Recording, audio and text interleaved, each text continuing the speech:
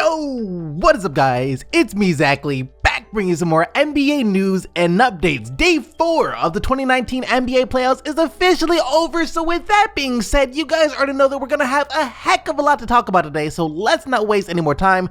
Let's get right into it. Let's go. For our first story of the day. Now, we all know that the Warriors are set to have two massive free agents hit the open market this summer, one being Klay Thompson and the other one being Kevin Durant. I guess you could technically say DeMarcus Cousins would be the third, but unfortunately he is injured again. Anyways, we all know that Klay Thompson and KD are about to be free agents, and we also know that this has been a huge talking point for the media all year long, with everyone speculating where Kevin Durant is going to end up and whether or not he's actually going to end up with the New York Knicks. As for Klay Thompson, well, we've heard rumors about him potentially leaving, but for the most part, he's remained adamant that he would like to remain with the Golden State Warriors. However, that being said, we did get a pretty interesting video out yesterday, as during a 60-minute ESPN special, Klay Thompson, Kevin Durant, Steph Curry, Sean Livingston, and Andre Iguodala were all being asked about the possibility of playing with another NBA team, which is a very serious discussion for both Klay Thompson and Kevin Durant, as it is something that they're going to have to decide on whether or not they're going to leave the Golden State Warriors or not in just a few months. So it seemed to be serious to them when they were being asked, but to the other guys, not so much. Alright, so when you're watching this clip, be sure to pay special attention to both Kevin Durant and Klay Thompson. Watch for their body language as well as the facial expressions that they are making. Serious question. You guys ever wonder, how could I play for another team after going through this? Well, they don't know because they're younger. They still got time. But yeah, when you get older, you don't want to play for nobody else. They're not going to get better than this. Somebody else recruiting me. Look, man, this has got to be the template.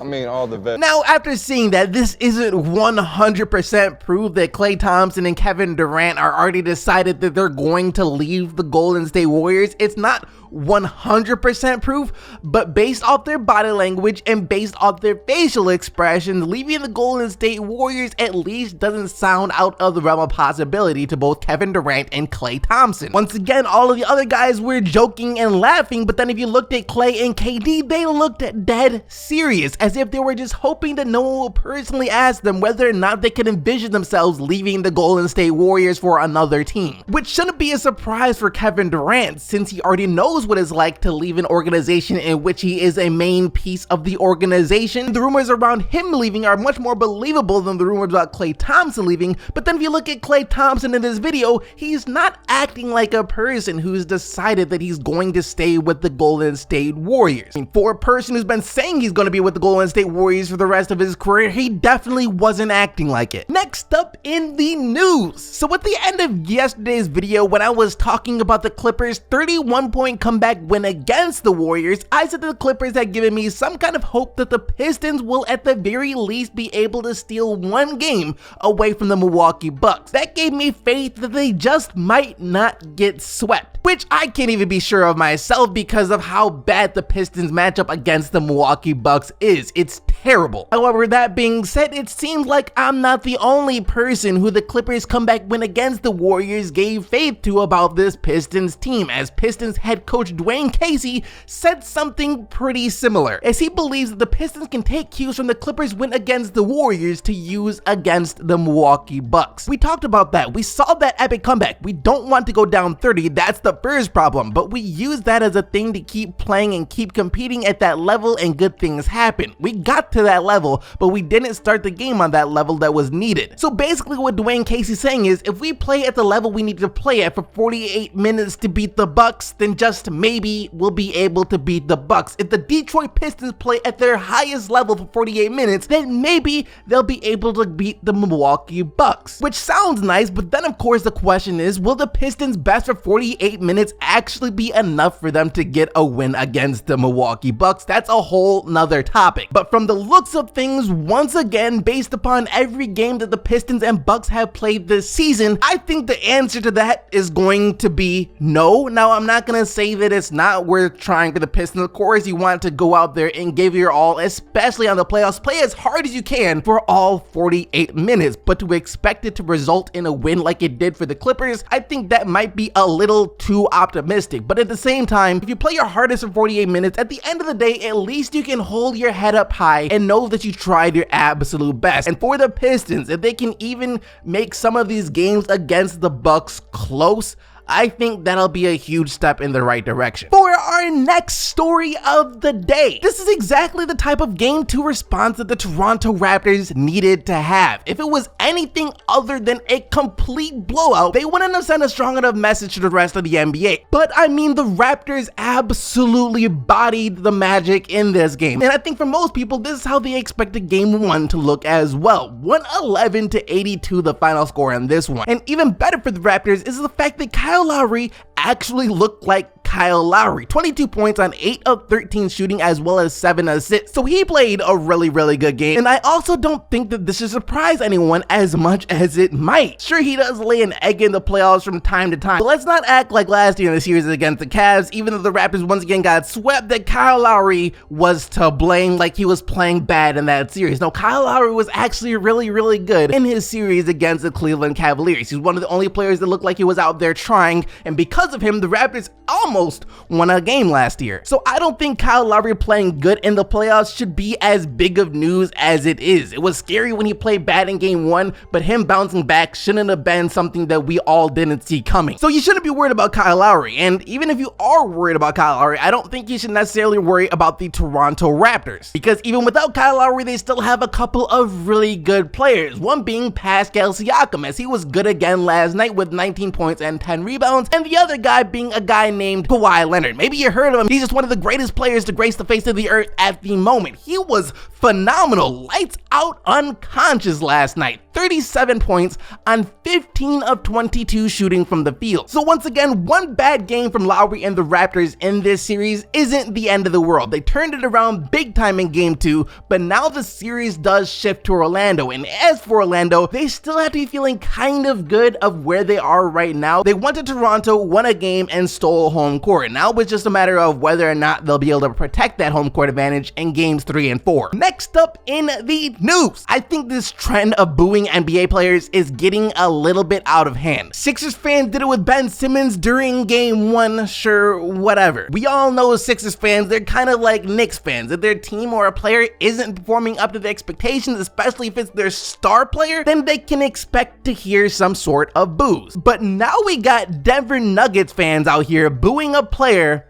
like Will Barton, as with the Nuggets down 15 points in the third quarter and Will Barton struggling heavily on the night to find a shot, the home crowd at the Pepsi Center were letting Barton hear it, assaulting him with an onslaught of boos. Which is funny because regardless of the boos, the Nuggets still wound up winning the game, 114-105, as they used a huge fourth quarter in which they outscored San Antonio 39-23 to get the win. Every starter for the Denver Nuggets scoring at least 20 points except for Barton, who had just 3 points on 1 of 10 shooting. So he had a rough night and the fans let him know about it. But that being said, the other players on the Denver Nuggets didn't necessarily appreciate the fans booing their teammate Will Barton, especially not Nikola Jokic. As after the game, this is what Jokic had to say about Barton receiving boos. Actually, I want to say something. I didn't like that the crowd and the fans booed Thrill. I think Barton did a lot of things for this organization. He was injured. He was finding his rhythm. So when he comes back, he's going to be the old Thrill. So I just want to say that. Will Barton did suffer a bad hip injury all the way back in October. He had to be carried off the court in a stretcher and then missed basically the entire first half of the season. And that is why this season he hasn't been nearly as good as he was last season, where he averaged almost 16 points per game on 45% shooting from the field and 37% shooting from 3. So with that being said, I really don't agree with the Denver Nuggets home crowd booing Will Barton. I can understand they'd be frustrated with him, but I think booing him might be taking it a bit too far. He is coming off a hip injury, so of course he's not going to be playing as well right now. So maybe Mike Malone should consider consider bringing him off the bench if his shot doesn't start to fall, but I don't think booing him while he's on the court is going to do him any good whatsoever. And now for what will be our final story of the day. Well, game 3 between the Thunder and the Blazers is now officially a must-watch, because that is a game where if the Thunder lose, well, let's just say that things won't be too pretty for them, as after they lost to the Blazers 114-94 last night, OKC now finds themselves down 0-2 in the series. And we all know that no team in NBA history has ever come back from an 0-3 deficit, so for the Thunder, game 3 is pretty much a game 7. That being said, I think the Blazers will be looking at it as an elimination game too. Matter of fact, I think you're supposed to go into every game in the playoffs as if it's a game 7. That being said, Damian Lillard and CJ McCollum did combine for 62 points in this game. As for the Thunder, Paul George, who says his shoulder is feeling a bit better, played a bit better too, with 27 points in this game on improved 11 of 20 shooting from the field. Just couldn't get many of his 3-point shots to fall, as he was just 2 of 7 from beyond the arc. But the real reason that the Thunder weren't able to compete in this game was because of Russell Westbrook, who wasn't effective at all last night. Just 14 points on 5 of 20 shooting from the field, as well as 6 turnovers. Yeah, OKC isn't going to beat anyone in the playoffs when Russ plays like that. And after the game, Russell Westbrook himself did take full blame for this loss, as he said, "I've got to play better. Tonight, the loss, I'm going to take full responsibility of tonight because the way I played was unacceptable. I'm going to be better." The series does shift to OKC now, so the Thunder will at least have home court advantage now, but if Russ and PG can't get it going on the same night, and the Thunder don't start to knock down some of their outside attempts, considering that they've only made 10 threes throughout the first 2 games of the series, while Lillard himself for the Blazers has made 9, then OKC might be facing yet another disappointing first round exit. That is going to do it for today though, guys. Hope you guys enjoyed the video, and I also hope that you are enjoying the coverage of the 2019 NBA playoffs that I'm doing. And if you are enjoying it, be sure to go ahead and destroy